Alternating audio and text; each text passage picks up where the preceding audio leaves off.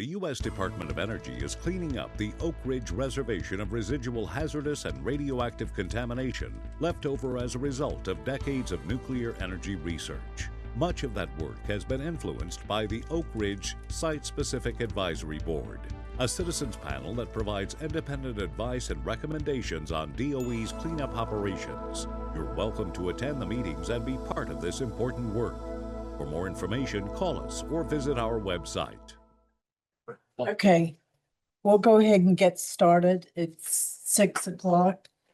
I'm Kelly Thompson, and I'm like recruiting third in place, I guess, to lead this. Lucky me, lead this meeting tonight. So be patient with me a little bit.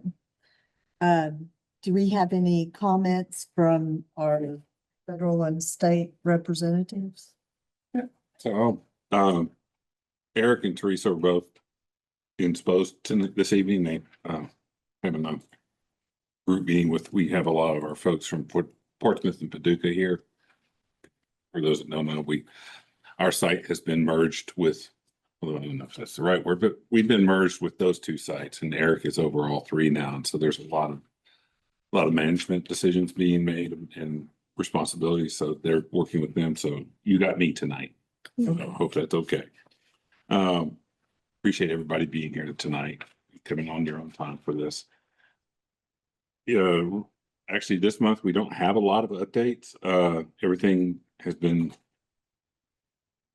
continuation of what we reported in the past, so pretty much. Morgan and Michael are going to give you an update on the ORNL and Y-12 stuff, and that will catch you up pretty much on everything that's new that's going on. One of the things that has been happening is we are getting ready, and Michael will cover some of this, is we're getting ready to begin demolition on what's called Isotope Row at ORNL. It's one of the older sets of facilities. It's not just one building, it's actually several.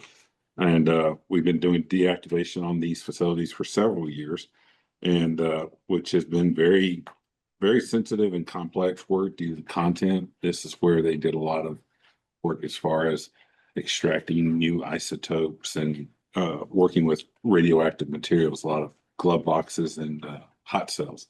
And Michael's going to tell you a little bit about some of those challenges.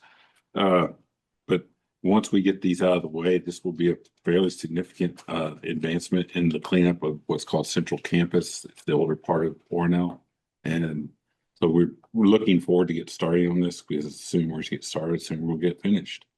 And with that, I will turn it over back to you, Kelly. Okay, thank you. Thank you. Eric? Do you have any? Glad to be here on this beautiful, wonderful evening. I don't have any announcements. I guess Roger is selling DOE a little bit short. You know, there was an announcement about meeting the great or exceeding the milestone on U-233 disposal. Yeah. So DOE is doing great. Good. The state said that. All right. Make sure everybody heard that. So is there anybody else? Yeah, this is Jana Dawson, EPA Okay. Region 4. Yeah, and I'm attending in Samantha's place tonight. She's not available. And I don't really have any other announcements other than I'm happy to be here, and we continue to remain engaged with all the great progress that's being made at Oak Ridge. And, you know, we're just here to support facilitating that continued progress. So thank you for having me. Thank you. Our presentation, Michael? Yes, or Mike. Mike and Morgan. You know, it's hard to see. You can't. Sorry. Yeah, it's okay. Yeah, he said it, and I'm like, should have written it. Yeah. Because I've got M. Carden and M. Bristol. Yeah. Y'all want to go ahead? I think my presentation is first, I believe. So go. So I'm Mike Result. For those that don't know, anybody who has been used to someone is probably used to Steve back there. And if I go wrong here, he'll probably come up and kick me and put me back in my place. I am going to be, I guess, the new acting PFPD. not really official quite yet, so We won't get. be here for a little bit. So kick it off. So our cleanup at ORNL is meaningful and impactful to the site's future. As Roger covered, we're making a lot of progress in preparing for Office of Science, UTB's work in Central Campus. So here you can see some of our facilities. We're really working on enhancing the safety by removing all these old aging facilities, a lot of which are the old reactors and all the legacy waste that goes along with it. So our progress here is critical to making that space that's necessary for ORNL to continue their future work, especially with Isotope Row, which clears up a nice chunk in Central Campus. So here we've got some of the challenges that are encountered while we do our work at ORNL. This is with D&D, so this is kind of the area of ORNL that I've not been really well acquainted with until now. I'm getting used to it. So I've had a tour this week and I've got to know very in depth that they do have a lot of challenges to deal with. There's a lot of outdated drawings, this lack of information that when you actually get into the buildings, it makes this deactivation a little bit more complicated when you come into these like isotopes and things that you don't quite know what you're dealing with. You have an idea when you get in there, makes it a challenge for us. But we've been working through it very well, and we're making progress.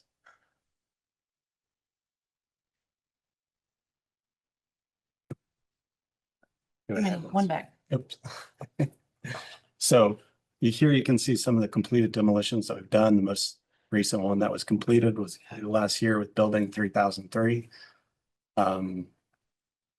So the major prep that has gone underway, like Roger covered, we've got the Isotope Row that is set to begin demo here soon. This excludes building 3029 for some technical difficulties in the area, but we also are working on the graphite reactor support facilities, the Oak Ridge research reactor, and the 3026 hot cells.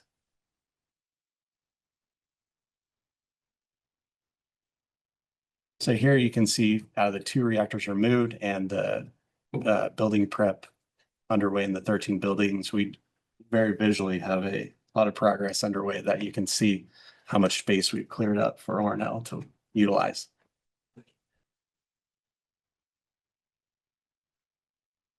Here at the Oak Ridge research reactor for a demo, you can see some of the pictures that we've got of the ongoing work and that facility.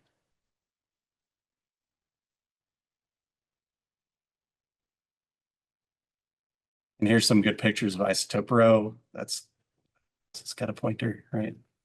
The top button, if you hold it down. Okay, if I, so maybe I won't. It hates good. It's highlighted in yellow. Yeah. Don't break anything. Try not to.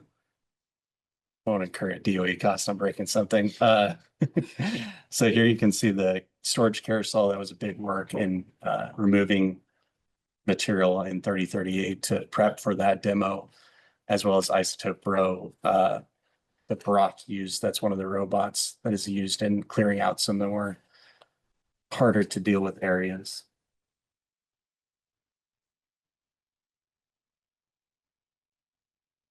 So here we have TWPC. That's actually something I'm a little bit more familiar with.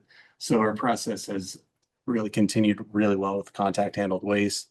We've got 7 cubic meters of the cellulosics and 6 cubic meters of oxide waste done in this last year. And we are continuing work on the remote handled waste that is done in the hot cells. That's some harder to deal with waste.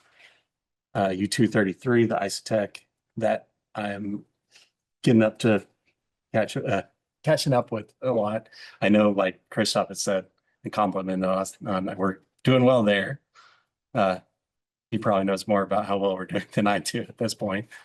We're on schedule, and that analytical lab that they're working on in the building is going to be very helpful in accelerating that schedule.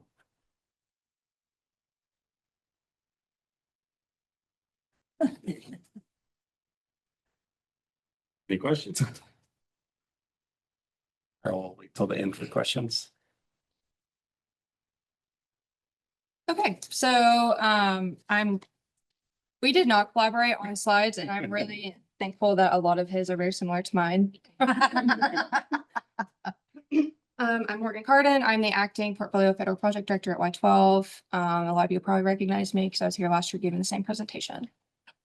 So you may see some of the same information, but that's just because we're continuing to perform similar work because it takes a very long time. So just a little bit of background on Y-12. As most of you all know, a majority of NNSA's facilities are more than 40 years old. They were constructed during the Manhattan era, and they continue to use them. So we still have operations, processes, and offices in some of these very close to dilapidated buildings. And they're also very high risk facilities, and they pose a high threat to the environment and our workers. And our goal right now is to eliminate these risks and clear property and land to help with their mission. This is a little bit dated. I didn't have time to update it, but I'll go over some of the stuff that we have completed. Biology complex in the top right is green because we have completed that demolition. In the bottom, you see the orange is Alpha 2. It says that we are actively demolishing. We have completed. We still have some waste to dispose of, but the building is on the ground. The majority of the building has been disposed of in the local landfill, and all we're doing is sending some of the lead waste out west. So that was a huge feat. I'll go a little bit more into that later on, but that was awesome for the Y-12 footprint. And other buildings that are currently going through deactivation and preparation for demolition are the steam plant on the far right. And then moving left, you've got Beta 1, which I'll go into a little bit later, that we're almost ready for demolition for that one. And then Alpha 4. And I do not have it in yellow, but Beta 4 on the far left, we have just recently entered that facility as well and started early deactivation and prep for demo activities. So just to give you a little snapshot of some of the work that we have completed, the biology complex we completed a few years ago. That was completed in February of 2022. That was a total of about 11 facilities. There's a very large building and then a lot of small ancillary facilities. Building 9213 was a criticality experimental lab. That one was completed in the same year. That was a lot smaller, and demolition was probably about a month. It was very small, but again, it was a success because we were able to demolish a building at Y-12. So Alpha 2, the one that everyone has probably heard about many times in the news.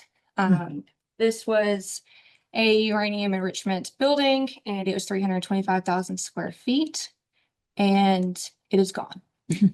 Wow. So on the left, I like to show that picture because it shows us during active demolition. The piece of yellow iron is a very large piece of yellow iron, is the ultra high reach excavator, which is what we're having to utilize for most of these buildings because they were over 3 stories tall. They all have high bays, and a normal size 390 excavator will not cut it. For this building, we demolished the south low bay and the north low bay first, and then we cut through the middle of the high bay. And so that's why you see one wall standing closest to you, and then the rest of the buildings farther out. And then on the right, one of my favorite pictures, you can see the very flat footprint that we have created. And then if you can see on the far top right, that is where the biology footprint was. Okay. So we are making headway in clearing a path for NNSA.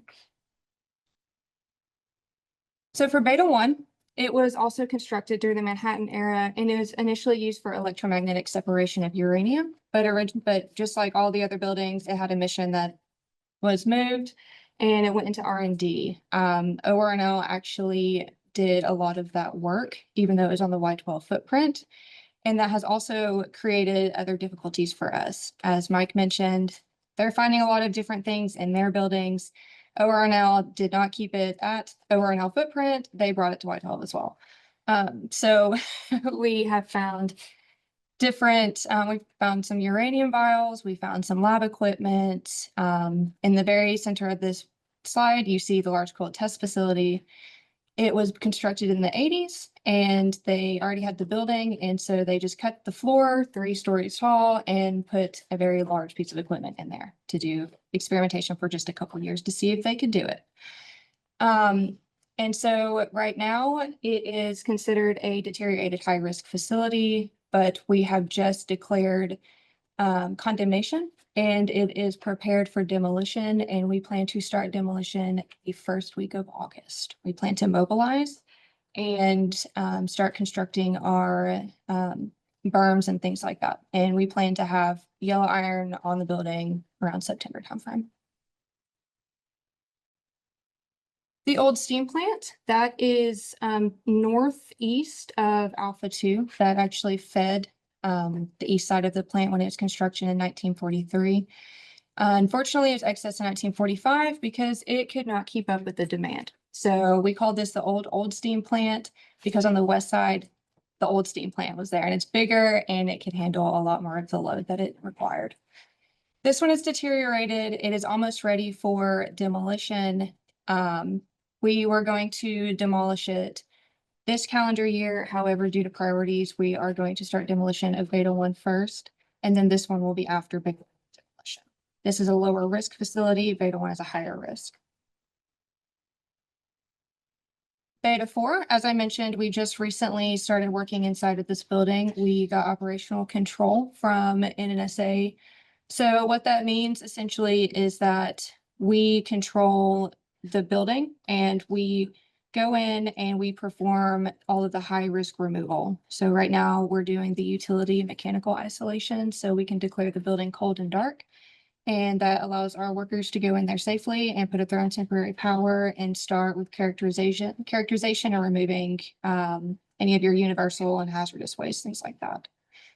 This building is one of our WEMA buildings, the West End Mercury area buildings. It is the smallest of the three. It is about 250,000 square feet, I believe. And in comparison, Alpha 4 and Alpha 5 are over 350,000 or 500,000 square feet.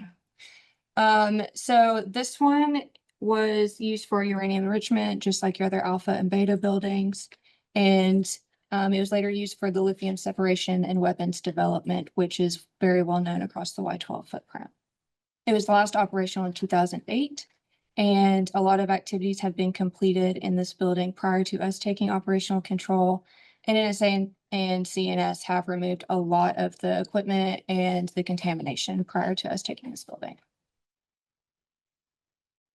Alpha 4, you all have probably heard a lot about Alpha 4. We've owned this building for a very long time. It's a very large building. It's a very contaminated building. It was originally used for uranium enrichment, and later it used a lot of mercury for the lithium separation and weapons development. It is heavily contaminated with mercury, and that poses a problem for our workers, and we continue to use lessons learned and develop different ways to mitigate and manage the safety and the waste. It is an extremely high-risk facility, and that is why it is one of our major focuses on reducing that risk and performing deactivation of this building. Any questions?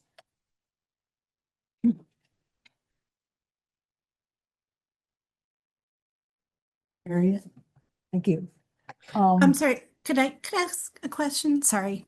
Sure, go ahead. Okay.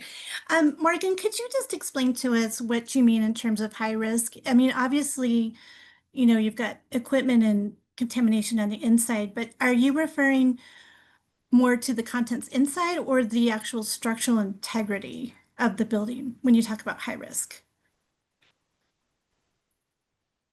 Yep, so about a little over 10 years ago, the Department of Energy complex-wide across the country went through and did an inventory of all the facilities that they own. And we're looking at, they were trying to figure out basically how much did they have to clean up. And they ranked the buildings as far as their risk. And when they talked about risk, it's a broader term than what we use when we're talking about circular cleanup. It does include environmental risk, like what is the risk this building poses to possibly releasing to the environment. Also includes risk to public health, you know, what's the risk to the public from this. But it also includes things like what we would consider business risk. These buildings, one of the things we found out at ETTP was that if we don't maintain these buildings, if we just shut the door and walk away, they degrade to a point that when we come back to do the work we're doing right now, like where we have to go in and clean them out, we can't send workers in because the building is such bad shape. There's a risk of it collapsing. And so what we had to do at ETTP, and I know this sounds ridiculous, but for the K-25 building, we had to go in and actually reconstruct part of the building so that we could then tear it down safely. And it costs a lot of money to do that because you're reconstructing a building that's ready to fall down. So to avoid having to do that again, these buildings, we have to maintain them. I think maybe 5 years ago or something, we put a new roof on Alpha 4. I mean, like you said, we hadn't been in Alpha 4 since 1993, and we put a new roof on it. But that's so that when we are ready to tear it down, we can approach it safely and make it easier to demolition. So that's sort of what the risk is, Janet. It's not necessarily just the risk, the circular risk. It's also the risk to the current workers at Y-12, to the environment, to the public, but also how much is this costing us to maintain it just so that we can tear it down later. And we went through, did that ranking across the complex. The majority of the buildings that are considered high risk are actually in Oak Ridge. Actually, the large majority of them, I think it's over 80% of the high risk facilities are in Oak Ridge. So it did, in some sense, depending on is the glass half full or half empty, it doesn't sound great, but it actually is, because what that does is it gives us a very good justification for funding, which then enables us to more aggressively address these buildings. So I hope that helps. Does that That's sort of, great. okay. Yeah, thank you. Harriet? What was occurring to me in both the presentations is that, like, the building was closed in 1993, that kind of thing. Who in the cleanup line of worker, who are the first people that go in? What are they looking for? You're saying make it dark, but somebody must go in before that just to see what's there. Mhm. Do they document it with photographs and that kind of thing? How do they, decide where to begin? That is an excellent question. These buildings have changed hands multiple times. So as you saw at Y-12, we have Office of Science buildings. For Beta 1, for example, that building was essentially decommissioned in, I think, like the early 2000s. But it was still technically used for a few years. If you ask some of the old workers, they'll joke about it, but some people still had offices in there because there's such a small footprint and availability on the site. They would put people in there to just stay busy while they're waiting for their queue clearances. And so they would utilize what they had at that point. For the people to come in and start with deactivation, we do have to follow the National Historic Preservation Act. So we do have people go in there, they'll document what it looks like inside, all of the equipment that's in there. They'll take pictures with some of the original type of cameras, and that will go to the state historic preservation, and all of that will be documented. For when we get the facility, it's coming from an NSA. They say we're done, it's considered excess, we'll never use it again. And so we have a memorandum of agreement, says that Oak Ridge Environmental Management, we're going to take operational control of this facility until we open this footprint back up to you, or something else happens and we have to give it back. And so at that point, we'll go in and we'll do a lot of research prior to going into the building to better understand the history. If there were any accidents, spills, things like that, we'll look at drawings. And then when the workers do go in there, there will be photographs. There will be a lot of engineering evaluations. For the mechanical and electrical isolations, prior to that, they'll do things that are called indices. And so they'll open every single electrical box. They'll try to run down every single wire, every single conduit. So we call it the work for the work. Yeah. So they'll go in and do all the documentation, and then they say, okay, we're good. We know exactly what lines to cut and cap. And that's when they go into essentially cold and dark. That's not a quick process. Absolutely not. Okay, thanks. Mhm. Just curious. Any other questions from the board?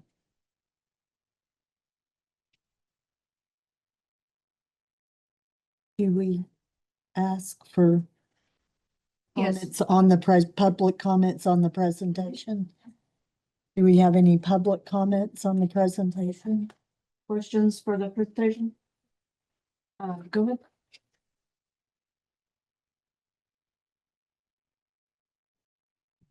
Pleasure, 103 Monticello Road. One aspect of the Y-12 cleanup had to do with concerns about mercury releases once the demolition work starts in some of these like Alpha 4. It was a sizable project, mercury treatment facility. Got paused recently. What's the latest on that? The future of that project is still currently being evaluated by our headquarters. Okay. I think we expect a decision At the end of the fiscal year. by end of fiscal year. Have heard some of those folks that some of the buildings that have been taken down have reduced the mercury concentrations in the creek. So sounds like that facility could be a big part of the future as well. So anyway, so for the ORNL cleanup, there's a tanker truck at the Imperium Drive Bridge about every 2 weeks loading full tanker load of water out of East Fork of Poplar Creek. It's the curiosity, what's that aspect of the work? So we have actually entered into a contract where we pay ORNL's Environmental Sciences Division to do research on mercury in the environment. Okay. And their aquatic biology lab has set up a artificial creek inside their building. And they look at different aspects of the mercury cycle as it is, as best they can mimic it in the laboratory. Okay. And to try to make it as realistic as possible, they actually use water from East Fork. So that tanker comes over and like you said, I think it is every 2 weeks, it fills up, pumps water out of East Fork, takes it, and there is a large tank outside of the aquatic biology lab. And they fill that, and then they actually use that water to run through the experiments to see different effects and try different things to see if they can reduce the mercury in the water. Full tank represents a random sampling of the creek over a period of time. Yeah, I mean, the creek is not static. Depending on if there's been a rain event or if it, as in the spring, if we haven't had rain in a long time, the mercury levels in the creek do vary some. Yeah. Thank you. We do have one question online. Okay, Two. Or maybe it's Michael's wife. Michael, Yep. Sharp? Yeah, can you hear me? Yeah. Yes. Okay, this one's kind of going to Mike. It was in your slide, it was kind of a quick mention that you do remote handled waste in the hot cell. Is there more details about how that process is done? You're asking specifically how, like, I guess the technical details. Yeah, I guess kind of more details about how you handle the waste, because I know it just kind of generically just says like remote handled like waste.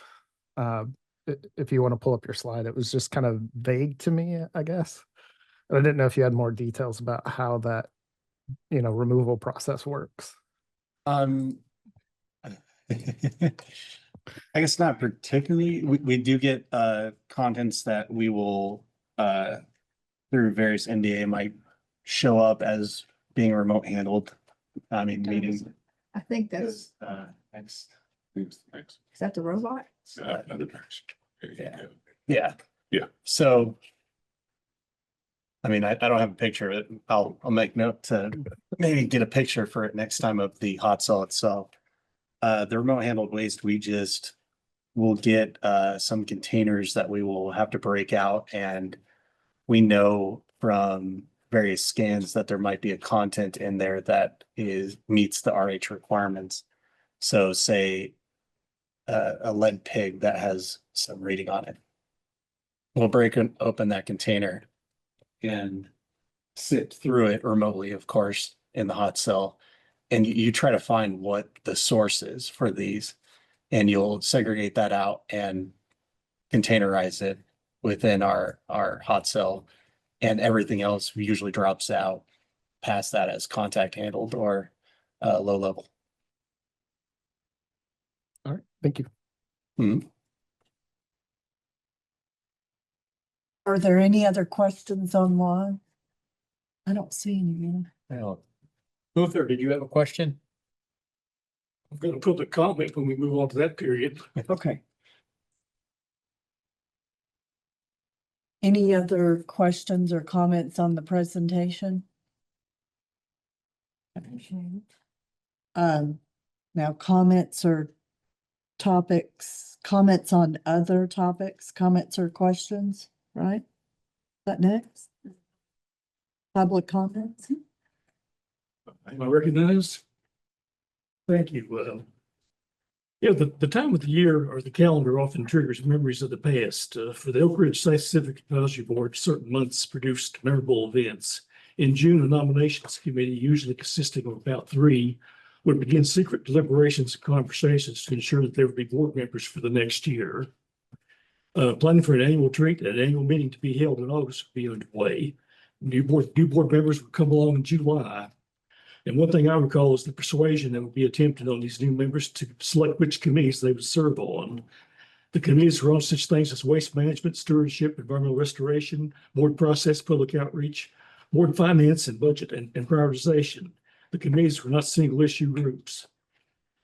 Now, the Coalition of Oak Ridge Retired Employees, which I'm a member, has a 22-member board, same number as SSAB. It has 13 committees, not including the executive committee, and I chair 2 and actively participate on at least 4 others. And most committees only meet separately as needed, but the leaders are accountable for status reports and full board meetings and taking on actions based on those discussions. There is a work plan prepared at the beginning of the year, but it's modified as needed. For our side, 13 meetings are definitely too many, but 1 is not enough for effective engagement. Now for the August meeting, I hear it's going to go about like last year. I intend to once again present my exhaustive list of topics of issues recommended for study or at least tracking status. Now I have 2 areas I also want to cover: the waste isolation pilot plant. The New Mexico Environment Department did not review the Oak Ridge Site Specific Advisory Board work plan to determine whether transuranic waste was in scheduled programming this year, and they went ahead barely 2 or 3 years into the 10-year renewal and issued an agency-initiated permit modification that prioritizes disposal of waste from Los Alamos National Laboratory with specific metrics that could jeopardize sustained maintenance of capability to ship from other DOE sites. The public comment period has been extended to June 22nd. An adverse reaction has been spearheaded by Energy Communities Alliance and was also discussed at the Oak Ridge Reservation Community Alliance meeting back on May 18th. And the city of Oak Ridge is working with the resolution. I just want to say that some previous or SSABs would not have been missing in action on such an issue. Okay, now Standard Nuclear. Standard Nuclear is the facility at ETDP that I've talked about a couple of times here at least. They executed another transaction agreement with DOE to operate its advanced TRISO fuel production capabilities under direct DOE regulatory safety oversight. They plan to leverage the significant environmental reviews, design basis, safety analysis, inspections, and verifications performed under DOE requirements to facilitate an efficient and well-aligned future NRC licensing process. Now, it has been learned they are following a list of revised regulations under this other transaction agreement, or OTA, with the DOE Office of Nuclear Energy Idaho Operations Office. given that, Teresa Robbins helped me get to the deputy manager out there, Mike McAnulty. And he's, I presented him my credentials, experience in nuclear facility safety and emergency management, along with an assessment of the facility hazards based on publicly available information. And he assigned Danielle Miller, the Idaho CAB federal coordinator, to address those concerns. And that information is pending. Tracking otherwise what's going on out there, an NRC document emerged describing a page-turning meeting they had back in April 7th for Standard Nuclear's preliminary documented safety analysis report. Unnamed DOE reviewers, probably no one locally, asked clarifying questions on the submittal, and Standard Nuclear also provided the NRC staff with a copy of the PDSA following the meeting, but it's claimed to be proprietary. Someone should take notice that these facilities are located essentially in the parking lot of a National Historic tourism destination. Thank you. I'll keep you updated. Thank you. I believe we have an additional public comment, Mr. Colchester.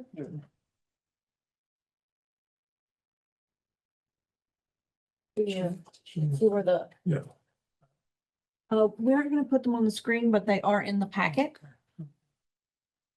The photographs? Yeah. Doug Colclair here, 103 Monticello Road, Oak Ridge.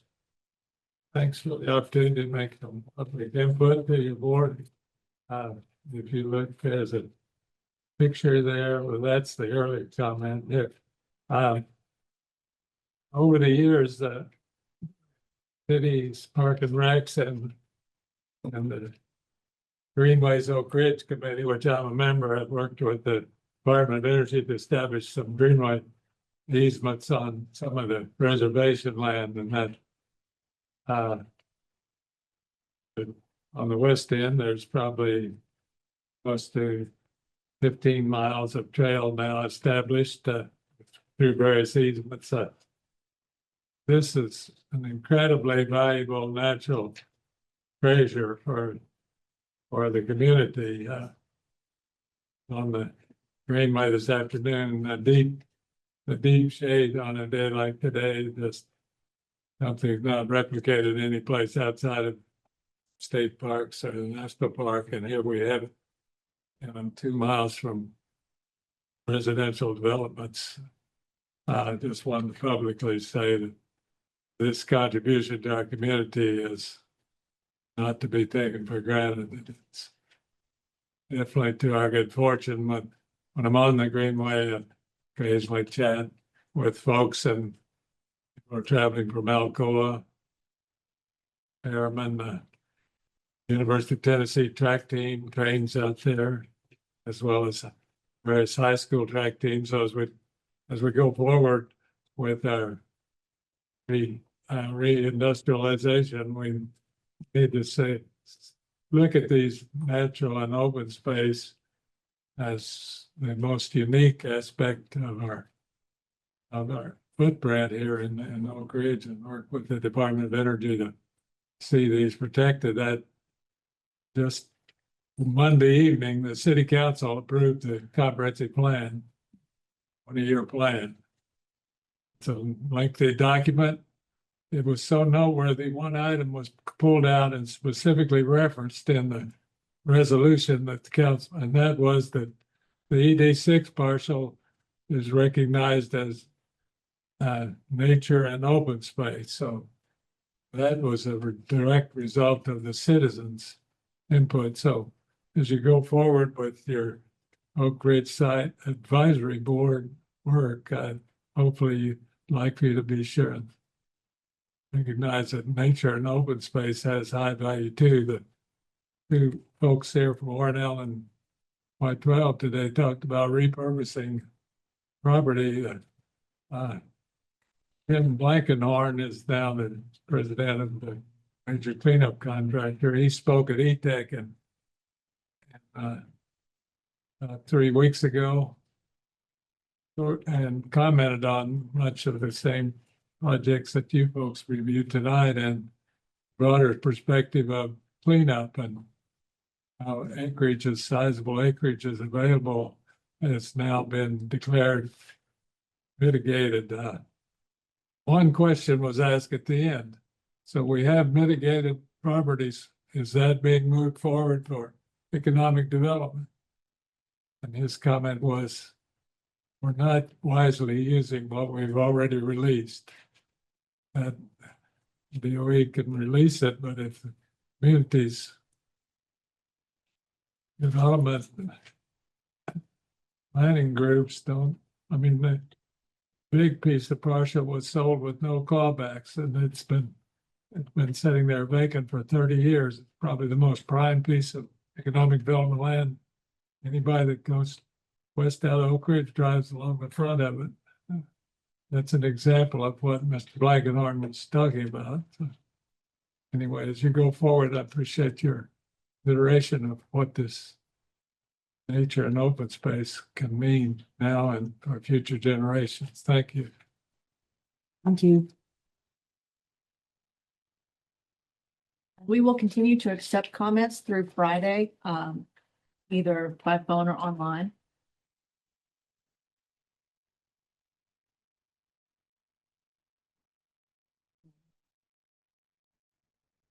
Next is, do we have any additions to the agenda?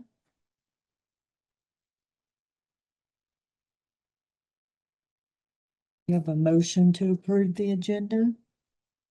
Motion to approve the agenda. Second. All in favor?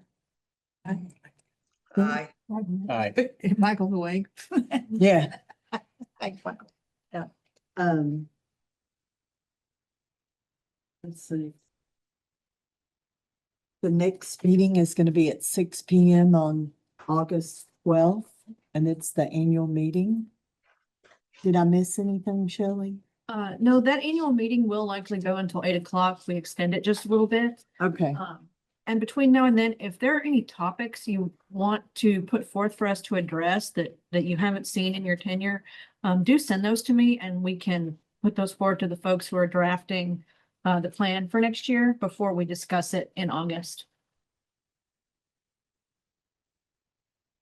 So I think this ends the presentation portion of the meeting, so the presenters and any experts can leave. Thanks for coming. Thank you.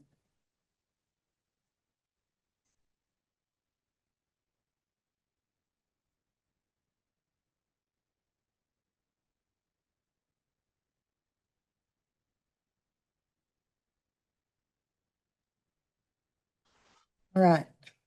Next is board business. Do we have responses to the recommendations on the EDFO report, Melissa?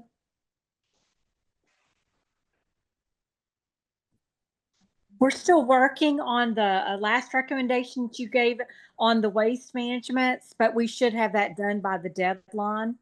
And that's the only open recommendation we've got right now.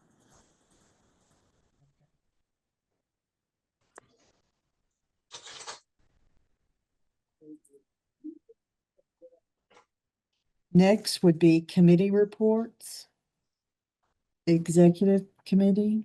So just like a couple sentences on what we did at the meeting. Last week? Yeah. Okay.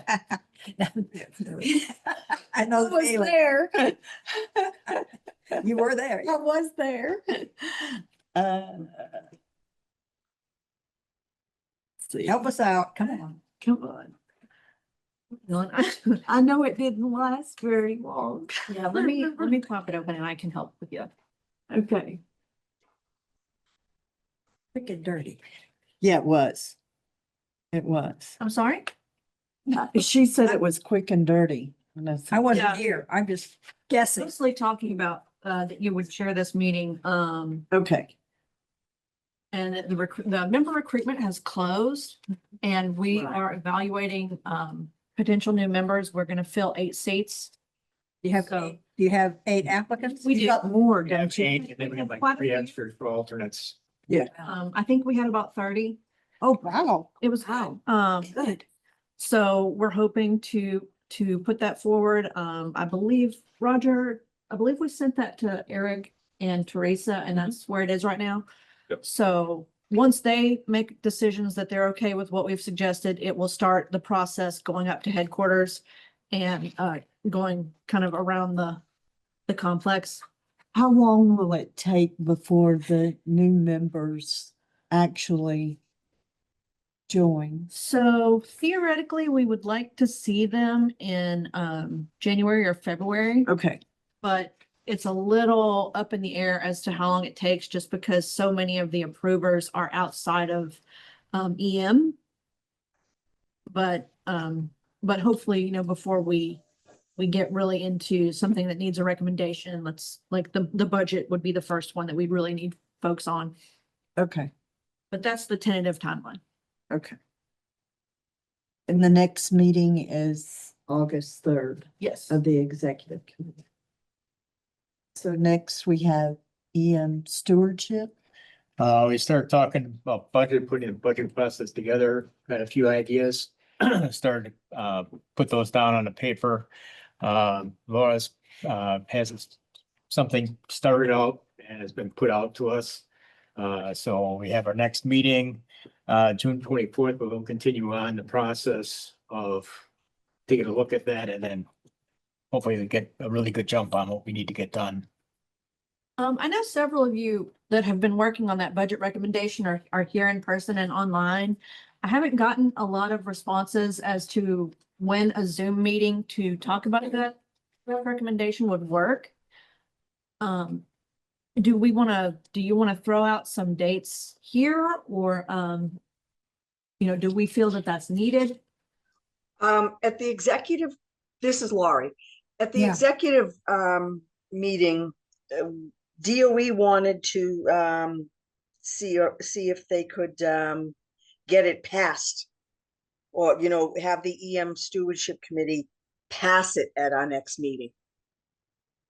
They did, and so before then, if we want to talk about it, you know, we could make a Zoom meeting prior to the meeting. I don't know if you feel that's necessary as the issue group manager now that you've made a draft. Yeah, did everybody get a chance to look at the draft? Are there any comments on it, or? I just sent that draft out today, so. Oh, I was trying to say, what draft? Yeah. Yeah, that's what I was. Laura, we haven't seen it yet. No, Okay. it has come through. It just. Yeah, it was sent out about 4:15 today. Yeah, so you should have it. Yeah. So what you're asking is, do we want to meet by Zoom between now and June 24th? Correct. Okay, I hadn't gotten many responses to the email on that, other than people saying either, You know, as long as it was. day of the week that we'd like to do, like a Monday, Tuesday, Wednesday, is there any problem? As long as it's not when there's a meeting, we're pretty open. How about next Tuesday evening? Okay. Fine with me. We'll just do a Zoom call if you could set that up for us, please. And what time would you like? What works? 6 o'clock, everyone? yes. Sounds good. So 6/16 at 6 o'clock. I will. Thank you so And- much. Yes, ma'am. We've just done a tour that day. We'll be hot. No, that's the 15th. That's Monday. Oh, 16. Okay. Yeah. All right, that'll work. 6 p.m., Yeah. 16. 16th. Gotcha. And I'll send out a calendar invite to everyone, and then if you can make it, do accept. So be sure and check your email and read through and review that, the budget recommendations that just got sent out. And then we'll meet next Tuesday at 6 p.m. And our next EM meeting will be on June 24th then. Correct. And then if you need another meeting, we can make one in July. That is something that is flexible. It's good. And are there any other committee reports? No. No. Okay. Are there any additions to the agenda? No. Motion to close the, Motion to close the meeting. I think. That it?